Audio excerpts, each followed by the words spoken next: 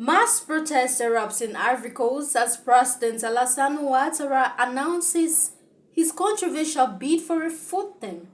Hello and welcome back to Elite Media. In today's update from West Africa precisely, political tensions are rising in Cote d'Ivoire, where thousands hit the streets of Abidjan to protest what many are calling an undemocratic presidential elections.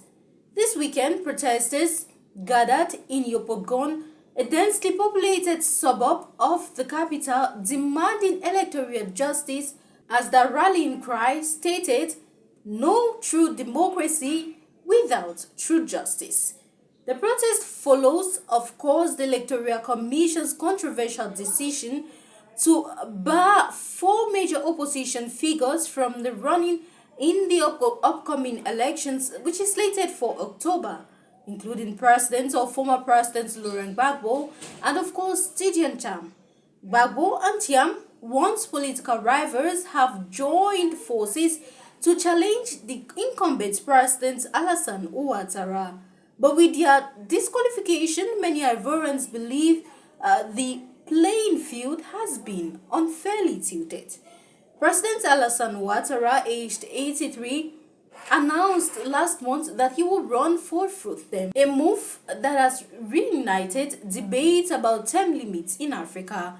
While he changed the constitution in 2016 to remove these limits, critics say that it actually undermines democratic principles in the country. Tidiane Cham, on the other hand, head of the Democratic Party of Ivory Coast, won his party's primary but was barred from running due to technicalities. He was still a French citizen when he declared his candidacy, despite later renouncing that nationality. Ivorian law currently states or prohibits dual nationals from contesting in the presidency. So far, there has been no official response from Ivorian authorities regarding the protest or the disqualification of oppositions in the candidacy or the disqualifications of opposition candidates. Cote d'Ivoire isn't alone in this protest or in this journey, because across West Africa, term limit changes and democratic backsliding have sparked unrest, even prompting military coups in countries like Mali, Niger, Burkina Faso, and even Guinea.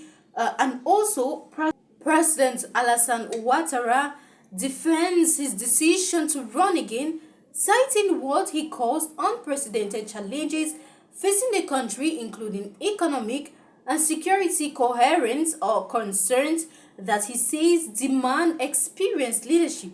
But many Ivorian citizens disagree with this assertion as they are making their voices heard in the streets.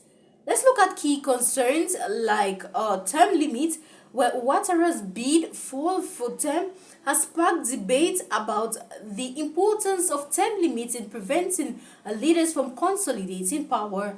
We also take a glimpse at opposition exclusion, where disqualification of prominent opposition figures, including Gbagbo and Cham, has raised concerns about the fairness of the electoral process in Ivory Coast. What about democratic backsliding?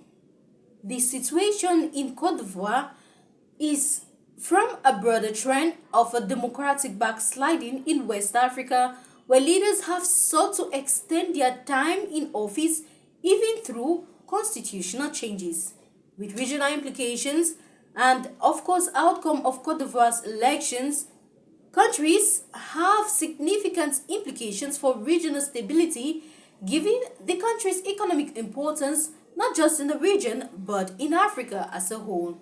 And also the economic community of West African states equally still faces challenges regarding addressing critical issues. So we leave you with the question: does the situation in Ivory Coast highlight the ongoing challenges to democracy and in West Africa and the need for fair and inclusive electoral processes?